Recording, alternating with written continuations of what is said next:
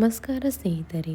ಇಂದು ನಾವು ಕರ್ನಾಟಕದ ಕರಾವಳಿ ಭಾಗದ ಪ್ರಸಿದ್ಧ ದೇವಾಲಯವಾದ ಮಂಗಳೂರಿನ ಮಂಗಳಾದೇವಿ ದೇವಾಲಯದ ಮಹಿಮೆ ಮತ್ತು ಇತಿಹಾಸದ ಬಗ್ಗೆ ತಿಳಿಯೋಣ.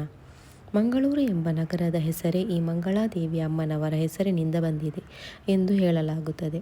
ಈ ದೇವಾಲಯವು ಸುಮಾರು 9ನೇ ಶತಮಾನದಲ್ಲಿ ನಿರ್ಮಾಣಗೊಂಡಿದೆ ಎಂದು ಇತಿಹಾಸಕಾರರು ಹೇಳುತ್ತಾರೆ.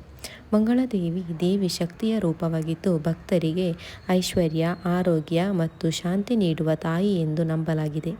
ಪುರಾಣದ ಪ್ರಕಾರ ಕೇರಳದ ರಾಜಕುಮಾರಿ ಮಂಗಳಾದೇವಿ ಈ ಪ್ರದೇಶಕ್ಕೆ ಬಂದು ತಪಸ್ಸು ಮಾಡಿದರು. ಅವರ ಭಕ್ತಿಯಿಂದ ಸಂತುಷ್ಟರಾದ ದೇವತೆಗಳು ಅವರಿಗೆ ದಿವ್ಯಸ್ಥಾನ ನೀಡಿದರು. ನಂತರ ಇಲ್ಲಿ ದೇವಾಲಯ ನಿರ್ಮಾಣಗೊಂಡಿತು ಎಂದು ಜನಪ್ರತೀತಿ.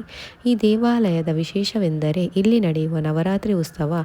ಆ ಸಮಯದಲ್ಲಿ ಸಾವಿರಾರು ಭಕ್ತರು ದೇವಿಯ ದರ್ಶನಕ್ಕೆ ಬರುತ್ತಾರೆ. ಅಮ್ಮನವರ ಅಲಂಕಾರ ಪೂಜೆ, ದೀಪಾರಾಧನೆ ನೋಡಲು ಬಹಳ ಸುಂದರವಾಗಿರುತ್ತದೆ. ಭಕ್ತರು ತಮ್ಮ ಜೀವನದ ಕಷ್ಟಗಳು ದೂರವಾಗಲೆಂದು ಮದುವೆ, ಆರೋಗ್ಯ, ಉದ್ಯೋಗ ಮತ್ತು ಕುಟುಂಬ ಶಾಂತಿಗಾಗಿ ಇಲ್ಲಿ ಹರಕೆ ಕಟ್ಟುತ್ತಾರೆ. ಅನೇಕ ಜನರಿಗೆ ತಮ್ಮ ಮನಸ್ಸಿನ ಆಶೆಗಳು ನೆರವೇರಿದೆ ಎಂಬ ಅನುಭವವೂ ಇದೆ. ಮಂಗಳೂರಿಗೆ ಭೇಟಿ ನೀಡಿದರೆ ಈ ದೇವಾಲಯಕ್ಕೆ ಹೋಗುವುದು ಒಂದು ಆಧ್ಯಾತ್ಮಿಕ ಅನುಭವ. ದೇವಾಲಯದ ಸುತ್ತಲಿನ ವಾತಾವರಣವು ತುಂಬ ಶಾಂತವಾಗಿದ್ದು ಮನಸ್ಸಿಗೆ ನೆಮ್ಮದಿ ನೀಡುತ್ತದೆ.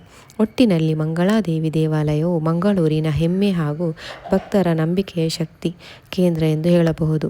ಧನ್ಯವಾದಗಳು. ಇಂತಹ ದೇವಾಲಯಗಳ ಮಾಹಿತಿ ಬೇಕಾದರೆ ಲೈಕ್ ಮಾಡಿ, ಶೇರ್ ಮಾಡಿ ಮತ್ತು ಫಾಲೋ ಅಥವಾ ಸಬ್ಸ್ಕ್ರೈಬ್ ಮಾಡುವುದನ್ನು ಮರೆಯಬೇಡಿ.